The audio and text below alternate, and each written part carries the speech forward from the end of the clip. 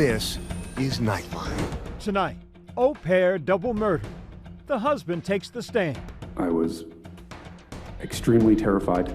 His explosive account of what happened. I heard the sounds of, I would say, moaning, as well as sound of skin-on-skin contact. Accused of killing his wife and another man with the help of his au pair lover.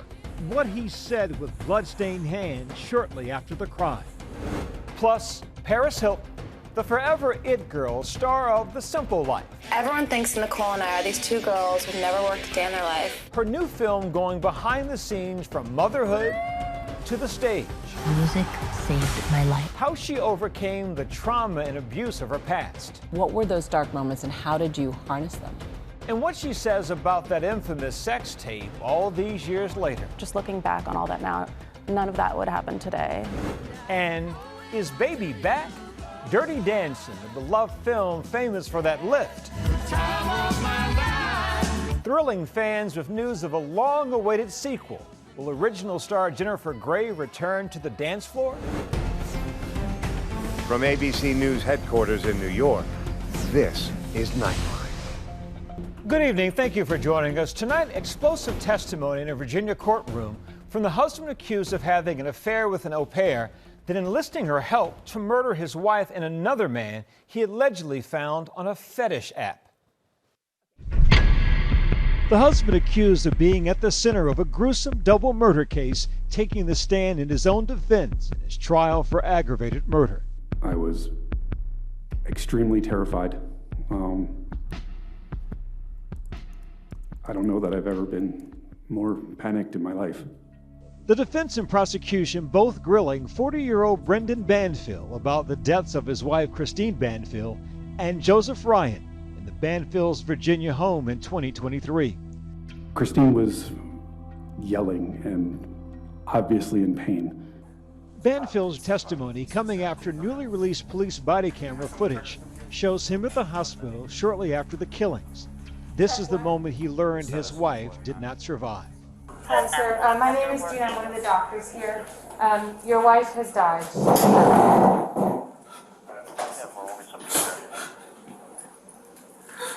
sorry.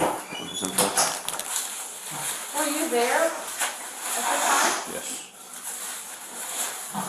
The doctor then explaining his wife's stab wounds. I was trying to apply pressure. Yeah.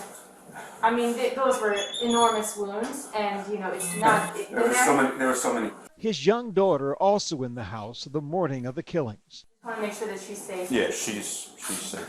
Yes, ma'am. She's only 4. Banfield's hand still covered in blood. You want to wash your hands?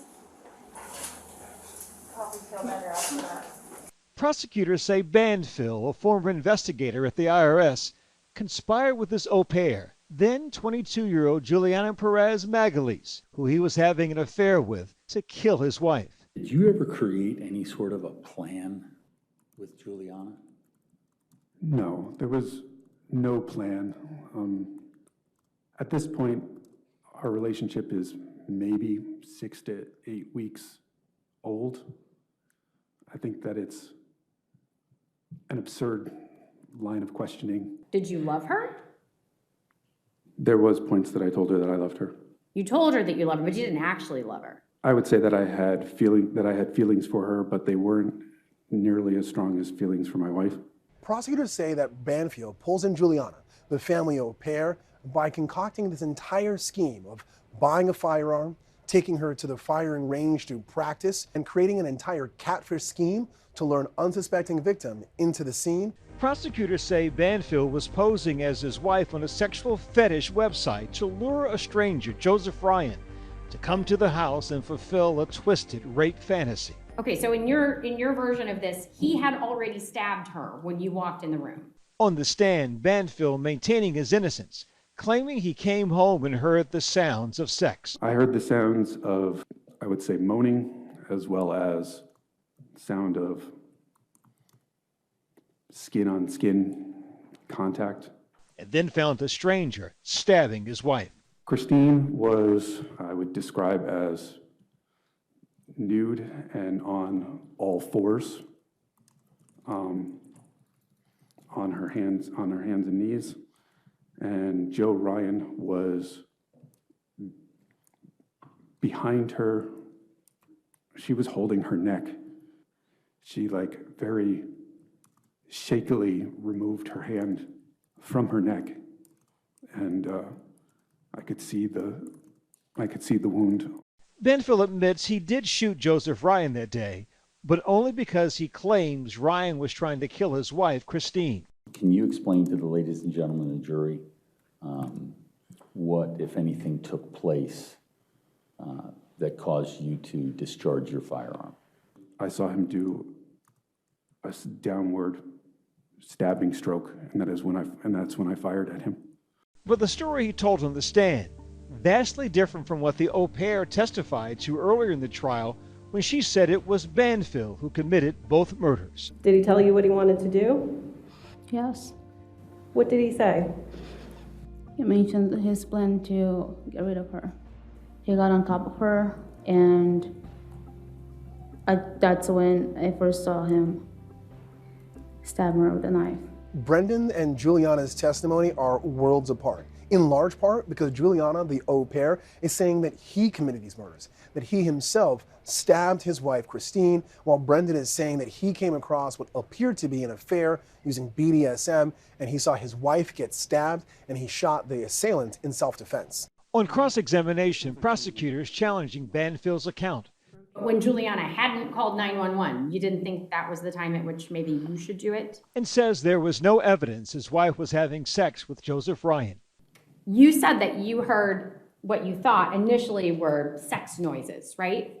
Yes. Okay, but we know from the physical evidence recovery kits that were taken from both Mr. Ryan and your wife that there was no semen, no DNA from Mr. Ryan found in or around your wife's genitalia, correct? That's my understanding. Who is the shooter? Who shot who? The grisly scene unfolding at the Banfield Herndon, Virginia home nearly 3 years ago. Can you come down with me? Anybody say blow up? Yeah, she's breathing. She's got a lot of A seemingly stunned au pair walking out of the crime scene. We're getting the ambulance here now. Okay. Telling police an intruder had come in with a knife and stabbed the homeowner's wife as her husband tried to save her. He started stabbing her. I think Brendan shot him, and he asked me help to shot him too because... It's okay. You don't have to get it all out right now. I never saw that before. It's a lot of blood. Okay. The young nanny moving into the primary bedroom where the wife had been killed, living as a couple with Banfield, according to prosecutors. They had gotten new flooring, new bedroom furniture, and pictures that had once featured Brendan and Christine had been taken down and replaced with Brendan and Juliana together. Prosecutors also highlighting different blood evidence found on Banfield's items. When they look at the droplets found on Brendan's pants, they say that shows he must have been in close proximity to Christine, his wife, when she was brutally stabbed. That doesn't align with his story that Joseph Ryan committed this brutal stabbing and not him. Closing arguments in the trial begin tomorrow. If convicted, Banfield faces life in prison without the possibility of parole. As for Magalese, she'll be sentenced once Banfield's trial ends and could get as little as time served, according to attorneys. We will, of course, continue to follow this trial as it proceeds. And now a look ahead at tomorrow's show. The Beckham family feud. Brooklyn Beckham shares an explosive Instagram post accusing his famous parents of putting their image over family. Inside what really happened with that wedding dance drama everyone's talking about. And when we come back, Paris Hilton, the it girl of all it girls, now opening up about what was going on behind all that glitz and glamour. I had been through so much where I didn't even want to think about it, so I kind of just created this Barbie doll kind of fantasy life. After the break.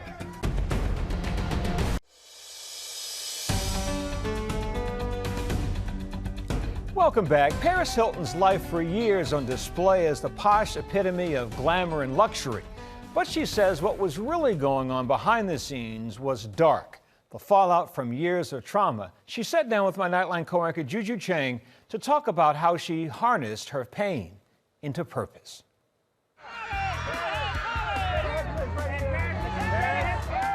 It was definitely an armor, just kind of like a mask to wear to protect myself, because I had been through so much where I didn't even want to think about it. So I kind of just created this Barbie doll kind of fantasy life. Paris Hilton's fantasy life had been splashed across magazine covers, TV screens, and red carpets for decades. But she says the world hadn't really seen the real Paris until she dropped the facade. Even your voice. I mean, I love hearing your real voice, because for so many decades, all we heard was the girly voice. Go to parties, go to spas, get free stuff. Yes, that was just all part of the character. And then getting the simple life, I would have to continue on that character. Everyone thinks Nicole and I are these two girls who've never worked a day in their life. And then the whole world just assumed that's who I was in real life. In many ways, you were hiding in plain sight.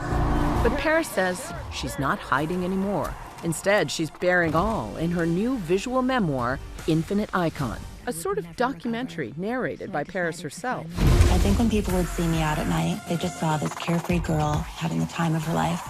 The film diving into the lingering impacts of the trauma she faced at multiple troubled teen schools and her life now, as well as her return to music and the stage. I'd been up all night obsessing about the details of every lighting cue, every costume change, every choreographed move. Just everything. So nervous. You show the nerves, you show the backstage stuff. What made you want to do the thing that scares you? I've always loved to sing, I've always loved music, but I've also always been painfully shy. So anytime I'm about to go on stage, I'm always very nervous. But then as soon as I'm out there, all the nervousness goes away and I'm just in the moment, and it's incredible. You also talk in the film about how music saved your life. You say that repeatedly. What do you mean by that? Just everything that I went through as a teenager, so many painful and traumatic experiences. Just being out at night and being part of this community and just, I don't know, like escaping from any pain I was thinking about. That pain, she says, came from the abuse she faced at multiple boarding schools for troubled teens that she was sent to at the age of 16. I first spoke with Paris about her experience at these schools at her Los Angeles home in 2023. It was just a living nightmare. The people who work at these places were just evil, and it was terrifying, and going through emotional, physical, psychological, sexual abuse. In a statement to ABC News, Provo Canyon School in Utah, which is operating under new ownership and cannot comment on operations from a prior time, says in part, "We do not condone or promote any form of abuse. Any and all alleged suspected abuse is reported immediately to our state regulatory authorities, law enforcement, and child protective services as required." What were those dark moments and how did you harness them? It was just extremely traumatizing, just having these people who were just trying to tear me down and make me feel horrible about myself. But it also gave me this drive to want to prove people wrong, and now to use my voice to make a difference for other children who are going through the same thing right now. Imagine if it was your child who was suffering abuse. We're continuing that work, and so far I've helped change 20 state laws to protect children and pass 2 federal bills. I could never have imagined I'd be on the steps of Capitol Hill and passing legislation. In the film, Paris also revisits the PR scandal she says she thought would end her career. It happened shortly after she returned home from those schools. The sexually explicit videotape of Paris and her former boyfriend, Rick Solomon. The infamous sex tape was released with the entire world looking on, showing a teenage Paris with her then boyfriend, who was 13 years her senior. I'm like, I don't want to do it, because I was just a very shy person and not sexual at all. And I just remember him saying, like, okay, fine, if you don't do it, I'll just call someone else. That was one of the most painful experiences I've been through. ABC News reached out to Solomon, who denied saying those things. Take us back to the trauma of it all and how you were able to once again pivot and turn it into something that you wanted to own and control the narrative. You know, I was only 19 years old. I was just a kid. And then for the whole world to like villainize me for it. I don't know, just looking back on all that now, none of that would happen today. And yet, even in the moment, you were able to flip the script. And you show that you went on SNL. So your family, I don't know if a lot of people know, the Hiltons own hotels all over the world, right? Yes, they're New York, London, Paris. Oh, wait, so it actually is a Paris Hilton? Yes, there is.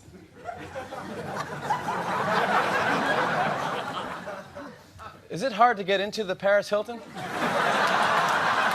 You did the Carl's Jr. commercial. I love Paris in the summer. What was that about in the moment? I think it was just kind of taking control of my own sexuality because I feel like it had been taken away from me in so many ways. Paris says it took her a long time to trust anyone again. But in 2019, she reconnected with entrepreneur Carter Room, who she had known for years. The two were married 2 years later. I had such huge walls around my heart for so long, but right when we met, I feel like it was just like meant to be. The new film giving a peek into what an ordinary day looks like for Paris, who's lived a far from ordinary life. Now a mom to 2 toddlers. Everybody thinks of you as this international party girl, and yet you're kind of a homebody. Yes. Shy. What does the day in the life look like for you at home with 2 toddlers? I feel like the luckiest girl in the world every day. My babies are my world, and being a mom is just everything. I just feel like my life is finally complete. We love going to Disneyland together. I love do art with them, play in the backyard with the puppies, cook together. They're both so smart. They always just make me laugh. But on top of motherhood, Paris still has plenty of time to juggle a media company, new music, her skincare line, and her long line of perfume brands, to name a few. What is next for you? Well, my children always come first, and I'm so lucky that I get to take them all around the world with me, and I've been in the studio, just finished my 3rd album. If you could go back and talk to the teenage Paris Hilton, maybe the 19-year-old Paris Hilton, what would you say to her? Paris, you know, you're gonna go through a lot of things in your life, and they're gonna be some really difficult times. But I know one day you're gonna inspire millions of people and use your story to make a huge difference in people's lives. And don't be afraid to show the world the true, real you. Don't be afraid. Our thanks to Juju. You can watch Infinite Icon, a visual memoir, in theaters now. When we come back, the long-awaited sequel that'll give you the time of your life. The time of my life, and I'm searching every open door.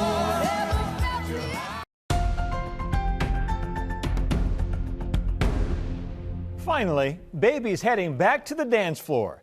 It's tonight's Nightline.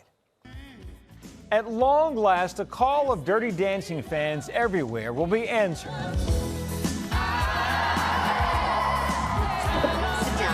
The beloved classic with a soundtrack that gave viewers the time of their lives and had us all cheering Patrick Swayze on as he delivered that famous comeback. Nobody puts baby in a corner. Now green-lighted and set to star the original baby herself, Jennifer Grey. The actress, who will also executive produce the film, says she's long wondered what baby's life might be like all these years later. So have we.